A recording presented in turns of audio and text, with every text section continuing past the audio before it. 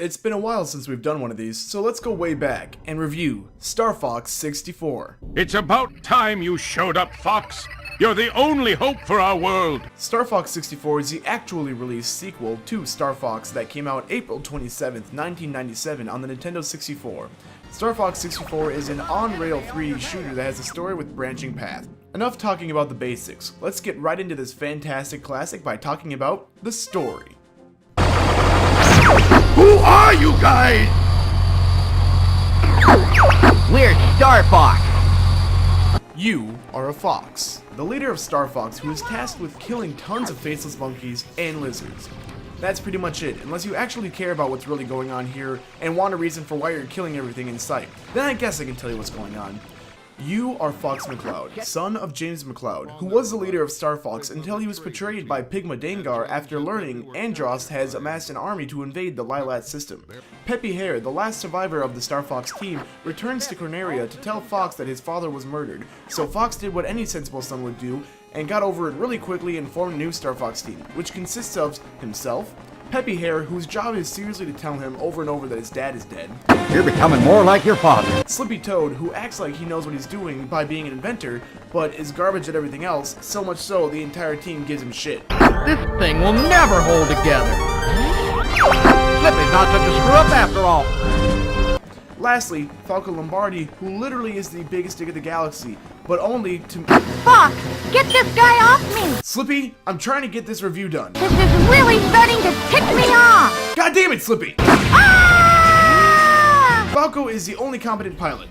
Hey Einstein, I'm on your side! Now that we're done talking about the team, there are a lot of other characters in this galaxy, which makes it a really great ride. Characters such as Dog, Other Dog, Cat who's dating a bird, Wolf, Pig, Lizard, Monkey that is a nephew of another monkey, and a bunch of background monkeys and lizards. And let's not forget Rob, who is also part of the team, but you only get to hear him talk. And this is all set up for pretty much the awesome, fast-paced action that is the gameplay.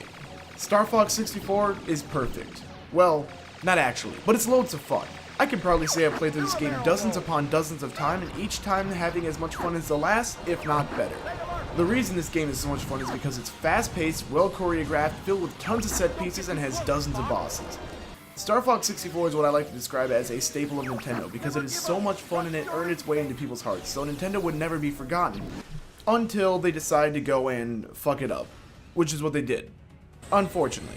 But honestly, the gameplay is a blast, and the only actual gripe I have about the game is the obligatory water level. It's a headache to say the least. And the only other issue was the frame rate drop, which doesn't happen very often, but when it does, you notice it. And lastly, the worst mechanic in the game is only made the worst in the game because of the team's mechanic, and that is the help system. Your teammates will be hunted by AI and they will call for your help, which normally isn't a bad thing, but because it's Slippy and every time he needs help, he will call for you over and over and over. He will call so many times, you will want him dead. In my playthrough of the game, he actually called for my help 20 times in one mission. That drove me insane. Otherwise, the gameplay is perfect. Now let's talk about the level design. Perfect. Wait, I can't leave it like that? Fine. This game looks fantastic for a game in the 1997. This is just more proof that the Nintendo 64 was so powerful for its time that it was able to pull off such great experiences just like this. I've said it before, and the maps are extremely well choreographed. Along with really great set pieces, the game gives you a great sense of scale and wonder. The only issue for the graphics on the game is the frame rate drop, which doesn't happen very often at all. Now let's talk about what I didn't like in the game. Slippy. Now let's give this game a score. Star Fox 64 is a fantastic game that is all around one of my go-to games that I have to play at least probably 10 times a year. I enjoy this game so much because there are really great characters, really great level design, and it is extremely fast-paced, and this is why Star Fox has become a staple of the Nintendo series. If anyone is looking for a really great one-hour gaming experience, I would recommend this game in a heartbeat, because it is so fantastic. I'm going to give Star Fox a 9 out of 10. The only reason I'm not going to be giving it that full 10 is because Slippy, with that annoying, most broken experience with his help system, and that frame rate drop along with that water level, that water level is horrible, guys. I no words for how bad that is.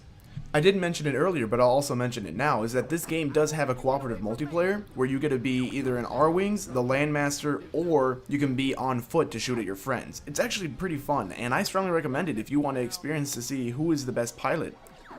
And to end it all, Star Fox is fantastic.